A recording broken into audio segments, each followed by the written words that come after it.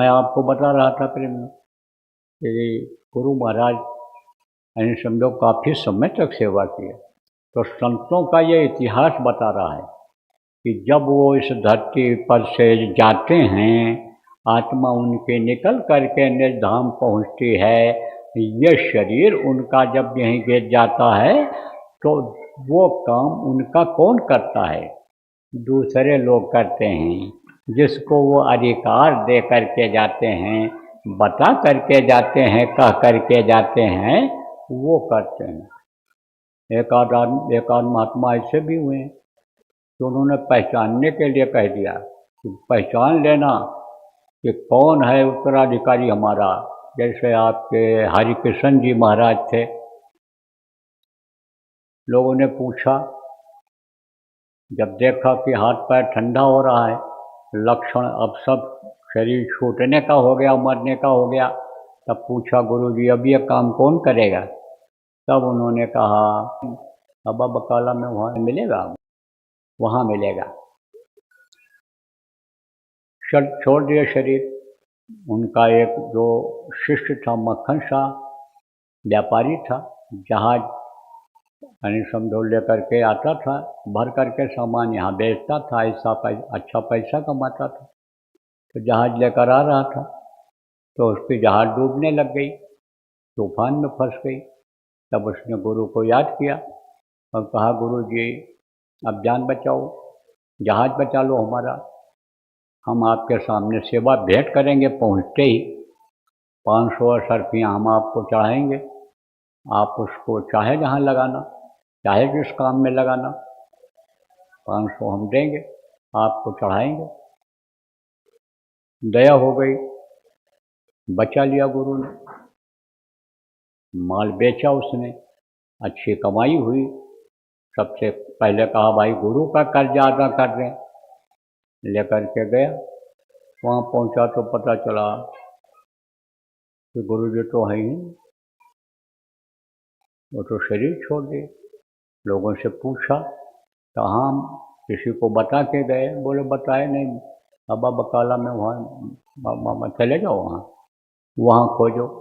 अब वहाँ पहुँचा, वहीं के लिए कहे गुरु जी बता के गए थे कि वहाँ मिलेगा। अब वहाँ देखो लोगों ने फ़ायदा क्या उठाया गुरु के नाम का, गद्दियाँ बना ली 22 लोगों ने अपनी अपनी अलग गद्दी बना लिया गुरु के नाम पर। और वो कहें हम उत्तराधिकारी हैं, दूसरा कहें हम हैं, तीसरा कहें हम हैं, चौथा कहें हम हैं, पांचवा कहें हम हैं। तरह तरह का जो हम लोग कि लोगों को प्रलोभन देने लगे, अपना एक तरह से दुकान चलाने लग गए। तब उसने सोचा भाई अब हम क्या करें, मक्खन शाह ने सोचा अब हम क्या करें। तो उसने कहा हम अशर्फी 5-5 सबको देंगे और बात बताएंगे।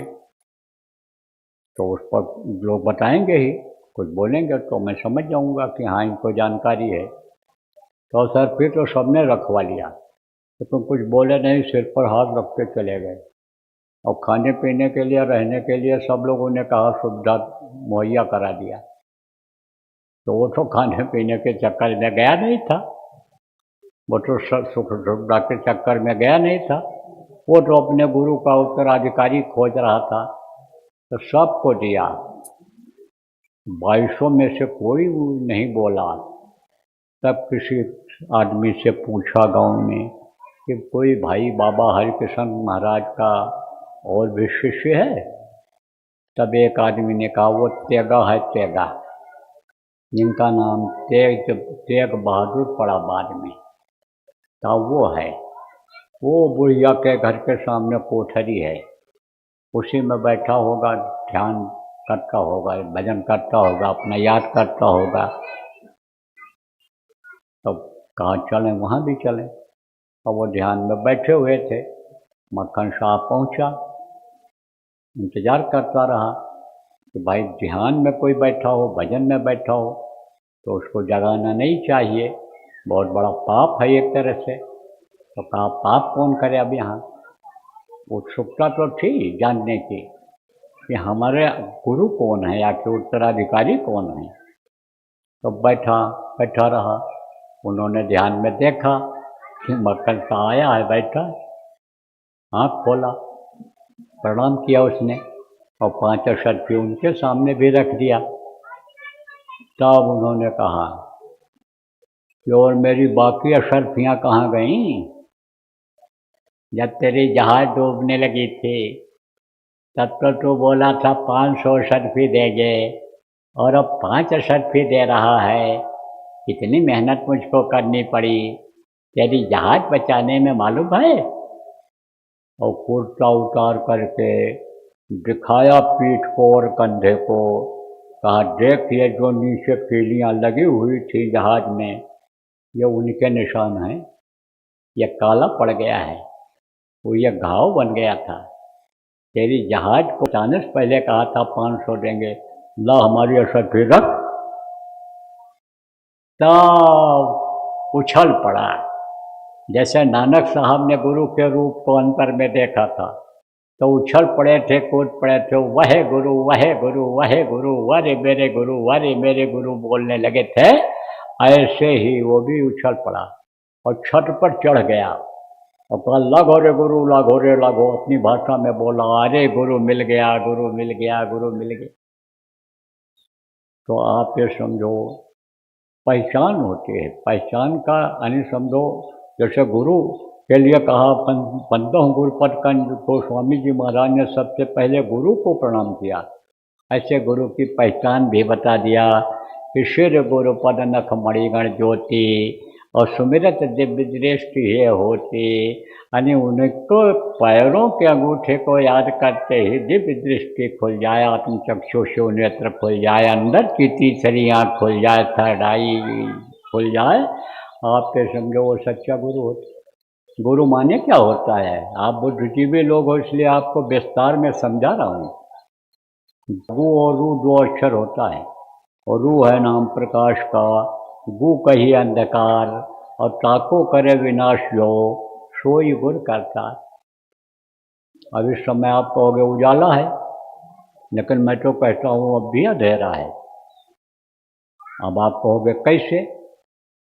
अभी मैं कह दूँ कि आँख बंद करो, तो जब आँख बंद कर लोगे तो उजाला दिखेगा, अंधेरा दिखेगा। तो जो आँख बंद करने पर भी अंतर में उजाला प्रकट कर दे, दिखा दे, वही सच्चा गुरु समर्थ गुरु हुआ करता है। तो मैं आपको बता रहा था कि जब ये जाने लगते हैं तो किसी न किसी को कह करके जाते हैं यह काम करने के लिए।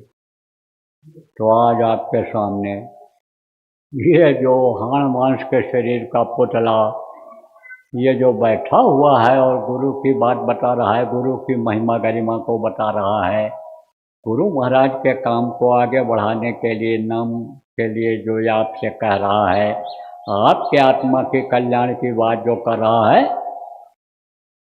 इसी को कहा था इसी गुरु महाराज ने। तब जाने के कई साल पहले आप पे समझो उत्तर प्रदेश में बशीरतगंज जगह है, वहाँ पर कहा था खड़ा करके ऐसे सत्संग में लोगों के सामने कि यह हैं उमाकांत तिवारी, ये पुरानों की संभाल करेंगे और नए को नामदान देंगे। मोटी बात ये समझो, बाकी और भी बातें बहुत कही थी जिनको न विश्वास हो, कुछ लोगों के पास कैसेटें भी हैं, इसकी आप सुन सकते हैं। तो अब आप ये समझो कि उसी काम में लगा हुआ हूँ। गुरु मुखता बड़ी चीज़ होती है, मनमुखता बड़ी खराब चीज़ होती है, तुच्छ तुच्छ होती है। तो गुरु भक्तों को गुरुमुख बनना चाहिए और गुरु के आदेश का पालन ही गुरु भक्ति होती है। तो गुरु महाराज आदेश दे करके गए, उसी का पालन करता हूँ, पुरानों को समझाता रहता हूँ कि भाई आप दुख झेल रहे हो, तकलीफ झेल रहे हो, मनुष्य शरीर देव दुर्लभ पाते हुए, आप समझो समर्थ गुरु महाराज को पाते हुए, और आप तकलीफ झेल रहे हो, आप शरीर से कष्ट पा रहे हो, धन बरकत रुकी हुई है, मानसिक टेंशन आपको रहता है, तो ऐसा क्यों करते हो? 100 मर्जों की एक दवाई, सुमिरन ध्यान भजन करो मेरे भाई, सुमिरन ध्यान भजन को आपने छोड़ दिया, आपका मन उसमें नहीं लगता है, करते भी हो तो मन नहीं लगता है, तो मन कैसे रुकेगा? जब कर्म आ जाएंगे, गुरु का दर्शन भी आप नहीं कर पाते हो, शरीर से अंदर में दर्शन नहीं हो पाता है, तो कहाँ से कर्म कटेंगे? कर्म आपके ऊपर आते चले जाते हैं, कर्म कटेंगे कैसे? जब शरीर से सेवा करोगे, मन से सेवा करोगे, जो भी गुरु के निमित्त आप का संकल्प बने, बचत हो, उसको जब अच्छे काम में खर्च करोगे, तब आपका मन ये रुकेगा। तो यही बताता रहता हूँ। और नए लोगों को वो जो दूसरी बात कह कर गए कि नए लोगों को नामदान देंगे, तो नामदान देता हूँ।